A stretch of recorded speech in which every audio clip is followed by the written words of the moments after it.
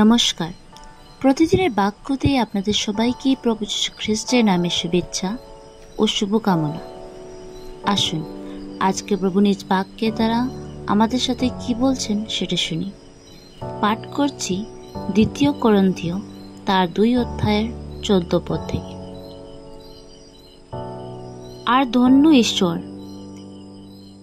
তিনি সর্বদা আমাদিগকে লইয়া খ্রিস্টের বিজয় যাত্রা করেন এবং তাহার সম্বন্ধীয় জ্ঞানের সুগন্ধ আমাদের দ্বারা সর্বদা স্থানে প্রকাশ করেন।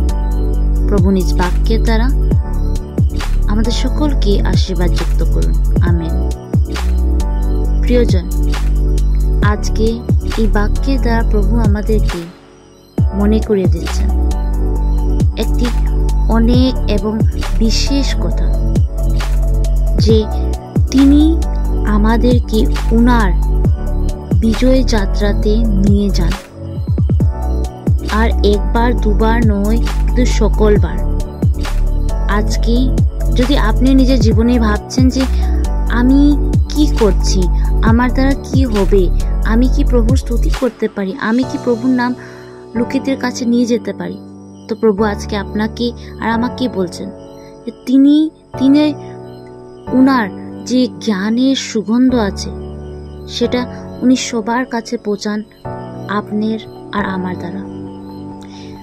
তো প্রিয়জন, আজকে নিজেকে মূল্যবান ভাবে প্রভুর কার্যের জন্য নিজেকে সমর্পণ করে আসুন আজকের পুরো দিনটাকে প্রভুর হাতে সমর্পণ করি। আসুন প্রার্থনা করি। সর্বশক্তিমান দয়ালু পিতা, তোমার চরণতলে আসি বসি প্রভু, ধন্যবাদ দিই এই বাক্যের জন্য যে তুমি আমাদেরকে দিয়েছ।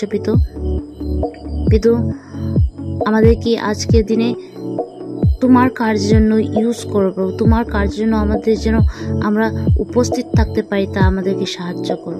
পিতু যা কিছু আমাদের দ্বারা তুমি করতে চাও সে কিছু করো। আমাদের দ্বারা তুমি যার কাছে তোমার জ্ঞানের সুগন্ধ ছড়িয়ে দিতে চাও প্রভু, তুমি ওদের কাছে ছড়িয়ে দাও। আমি আছি আর বলে আমরা আজকে প্রার্থনা করছি, তুমি আমাদেরকে ইউজ করো প্রভু। ধন্যবাদ দিই এই বিনতি শোনার জন্য।